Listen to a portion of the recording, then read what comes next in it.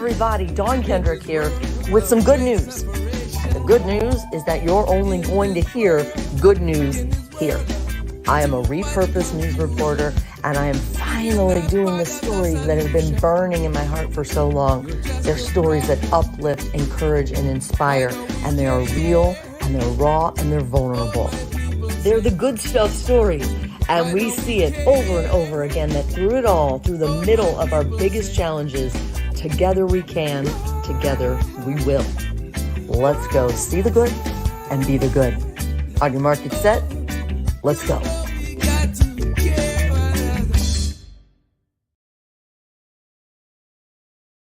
Hey, good stuff, family. Good morning. Good Friday morning to you. This is the best part of waking up. We say the best part of waking up is waking up, which is gratitude. Gratitude, gratitude, gratitude. That's our theme always. But today, I want to ask you all, if you're listening on YouTube, would you take a second and click the subscribe button? We'd be so grateful. We're growing the Good Stuff Family Tree 2023. And that's how we do it. And share, like, any way that you can get these out. We'd be so grateful to you. Speaking of gratitude, because there's some good things coming up. There's some really good things coming up and great stories that we drop on Mondays.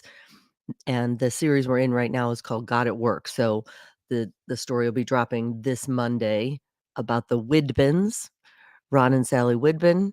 And I worked with him years ago, and we're going to give you a window into what they're doing outside of broadcast news. He hasn't been in broadcast news for a while, but the missions that they do and the people in Guatemala whose lives you want to talk about gratitude. It works both ways for them. They're grateful for their friends they met in Guatemala, and these people in Guatemala are so grateful for the schools that they've helped them build. It's tangible. See the good and be the good. So that's coming up Monday. That's our format. Friday mornings we chat it out, and then on Mondays we drop the stories. So when we talk today specifically about gratitude, last night we had an opportunity to usher summer in Cleveland for us. This was kind of the way I see the beginning of summer, when we went to Edgewater Park, which is a fantastic venue there on the lake. And we were able to hear Carlos Jones, and that is our friend who you heard in the intro here. If you want to talk again about gratitude, the secret is surrounding yourself with people who inspire you to be more grateful. And that's exactly what he is. I call him the guru of gratitude. And so I thought, you know what, I'm going to talk about it today, because it's the kind of feeling and the kind of vibe when you're there that I slept so well last night. You come home, you've kind of, I wouldn't call what I do dancing necessarily, but it's music that all of his songs, my favorite one is called Ja Guide, and he sings the entire Our Father song the Our Father prayer within that song, but it's a reggae beat. And that's what I want to come to you today about. How do we do it? How do you guys do it? Weigh in the comments if you would. It's easy enough to say, let's stay rooted in gratitude. That's super easy. But how do you do it when it's so hard? It's so hard in the times when you're struggling and you're the really God, really moments. And I think often what I do is I force myself. Do y'all do that? I force myself to say, all right, hold on. I'm going to take a breath. What is right before me that's ripe with potential? What's right before me that I could say, you know what, God? I'm thankful. I'm so thankful. And I know you got this. How do you do it? How do you end up praising God for the good things in your life when it feels often like we're broken? And I think it's really that simple. I think it's actually that simple, that you just take a minute. We take a minute and we regroup, for the things that we're grateful that are all around us. And so for me, if you listen regularly, we say patience, humility, gratitude, repeat. that is an easy recipe to say, a not so easy recipe to follow. And it occurs to me this morning when I was getting ready to, preparing notes for this, that a friend of mine, Eric Props, one of my very, very first friends, my first job out of journalism school at Mizzou. So it would have been oh Lord, a long, long time ago. And he was one of my first friends I met in Lafayette. And his story, he's retiring today. It's his retirement party from Purdue University after 30 years. And he actually his whole point was overseeing the School of Management, like their career fairs, and who knows in 30 years how many students, Purdue students, so, with huge potential that he has influenced in their lives, living, breathing example of patience, humility, and gratitude. Because here's how I came to meet Eric. It was one of my very first stories at WLFI, the CBS affiliate in Lafayette, Indiana. And there were some new ADA regulations. Again, it was 30 years ago. So imagine it was a whole different world 30 years ago when it came to accessibility. So he had some he had some role in it that he was pushing for because excuse me, I met him and he's in a wheelchair, and his backstory is that in college at Purdue, he was barefoot water skiing. He was a supreme athlete. I think he was like state champ baseball and all this kind of stuff, and in a fraternity.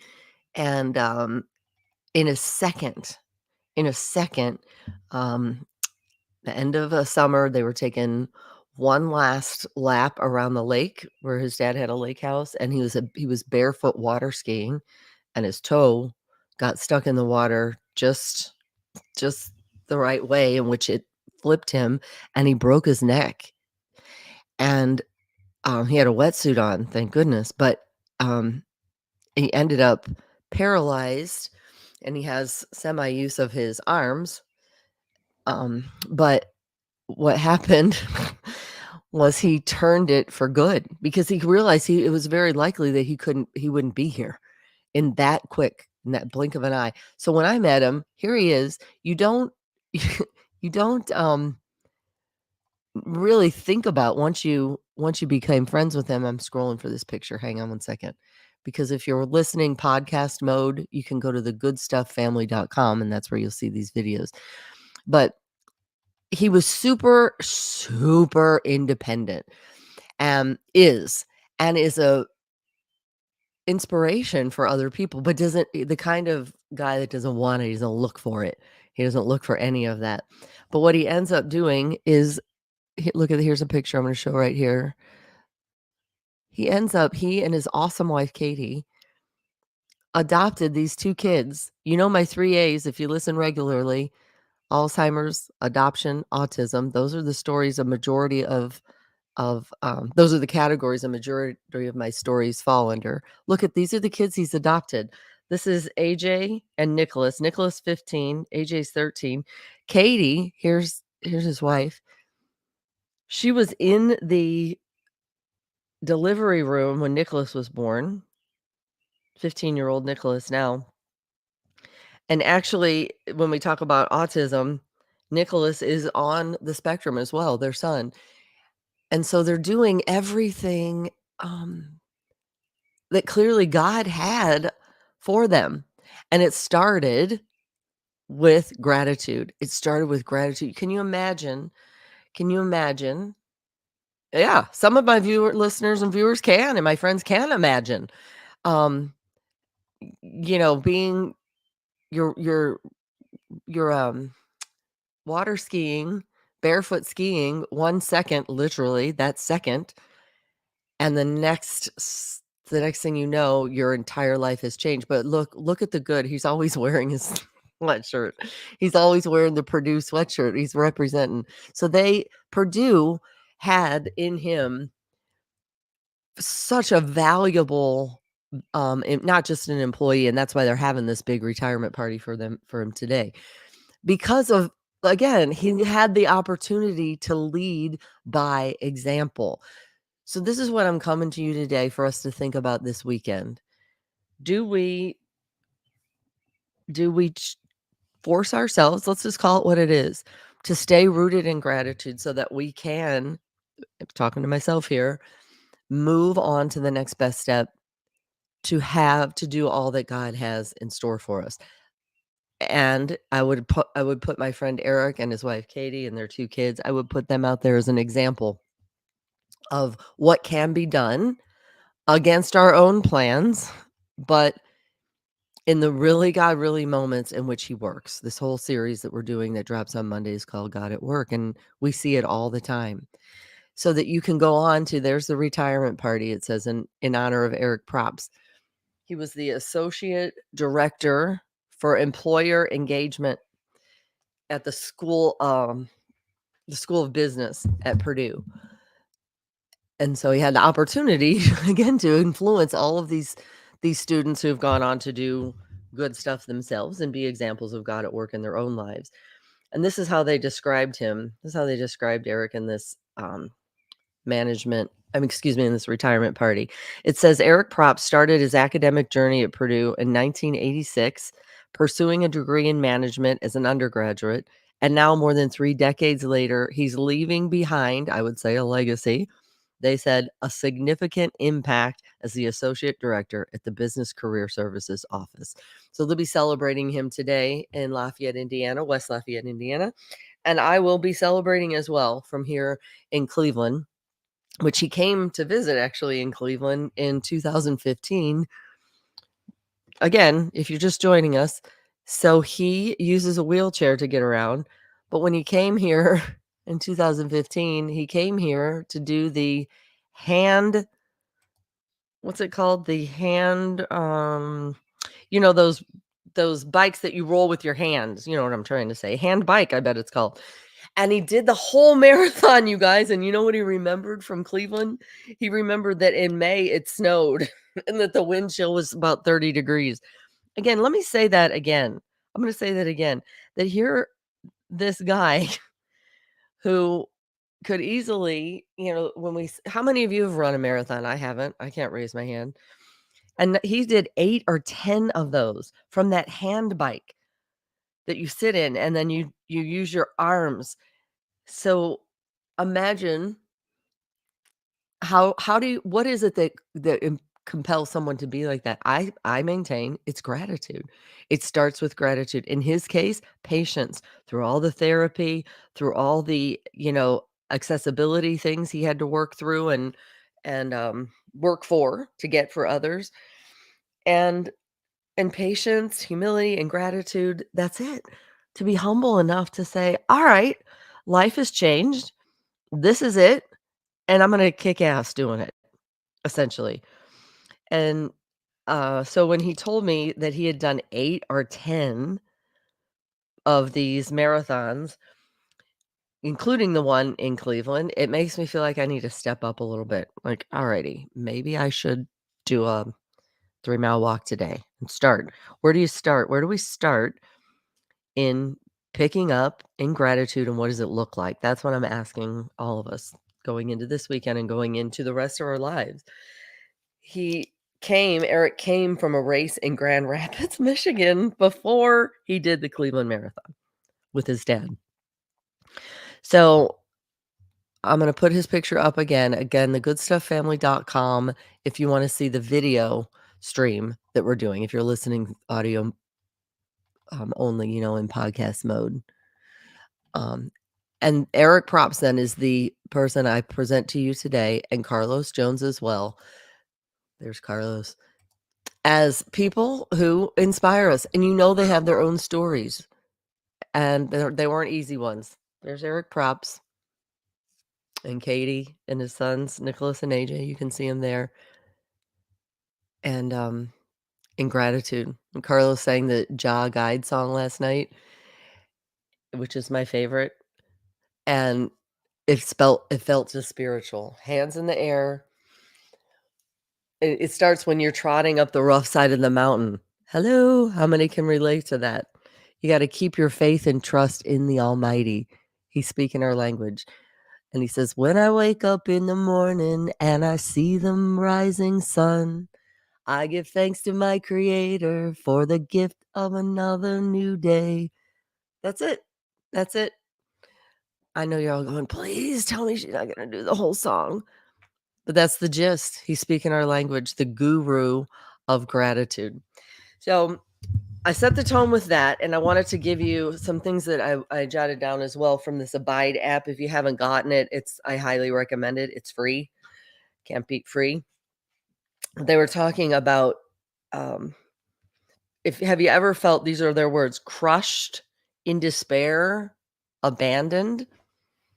Think about it. The really God really moments where you're barefoot water skiing and your toe gets caught in the water, or whatever your story is. What is your story? What is it that most comes to mind right now in your life that's making you feel crushed, in despair, or abandoned? Those are those are heavy words. Those are not good stuff words. But this is what they said in the Abide app, and I love it because it's great food for thought. They point out Paul and how he understood.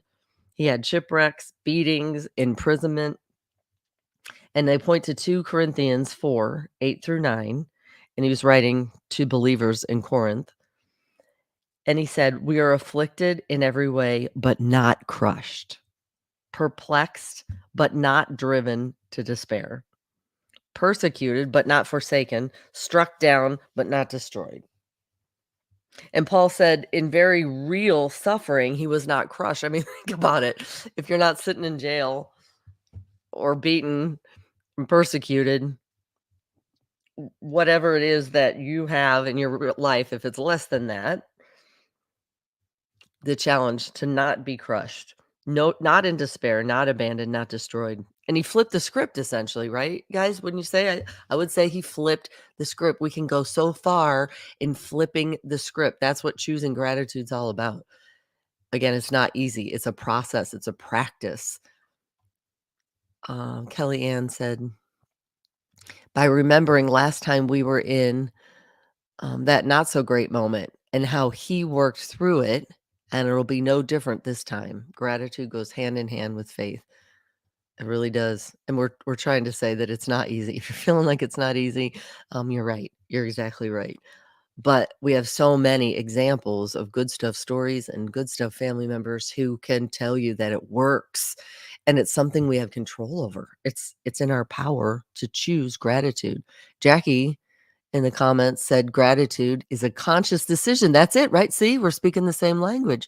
You have to make in every moment. You do. And it sounds so cliche, but I'm telling you, it works. It works.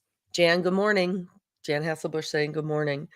So in flipping the script, Paul's imprisonment, then you could say, led him to sharing the gospel with the prison guards. The shipwrecks led him in developing relationships with others. All of his suffering was to help to keep him humble.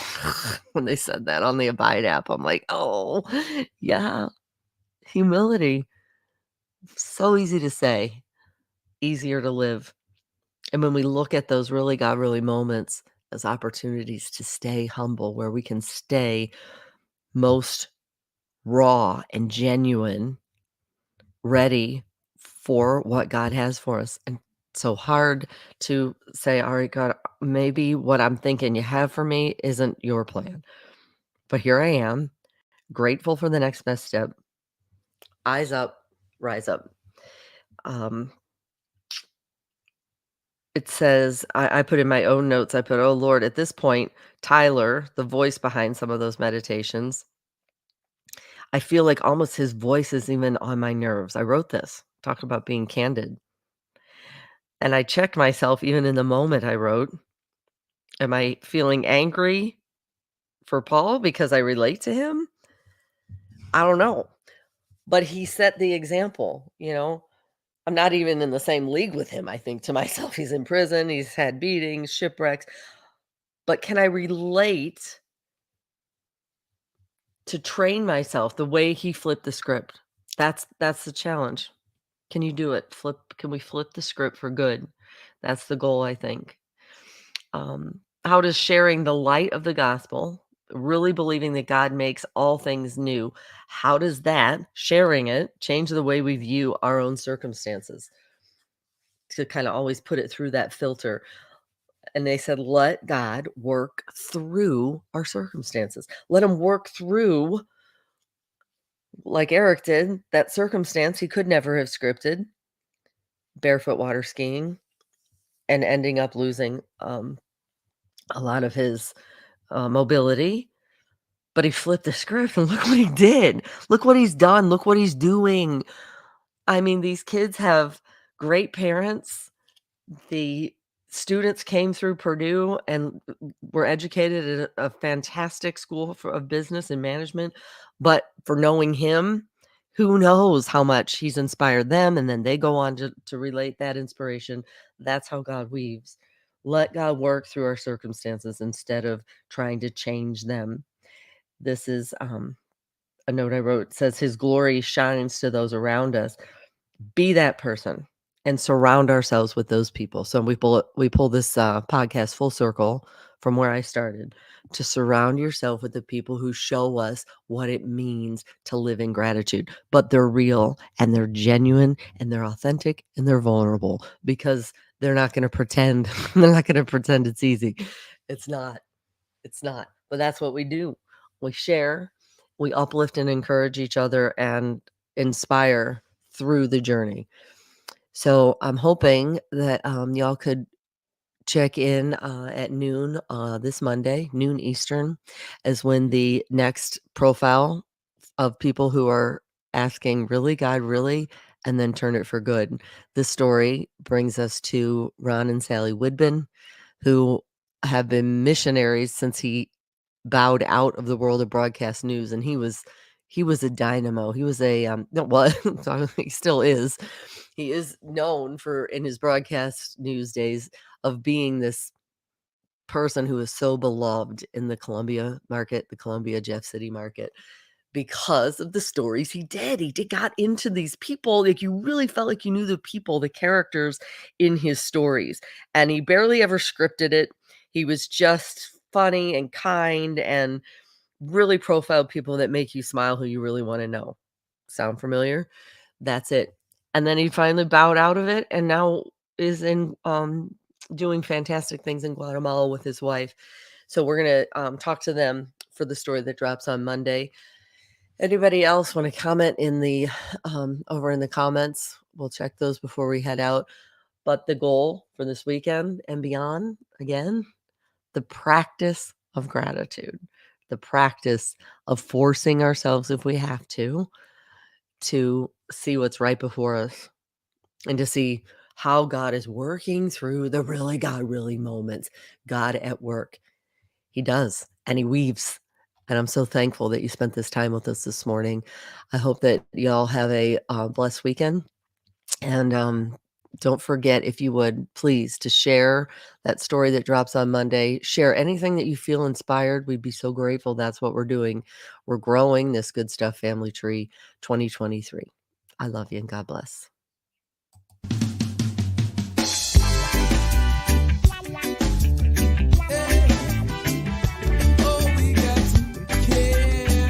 This has been a Grassroots Good Stuff Family production.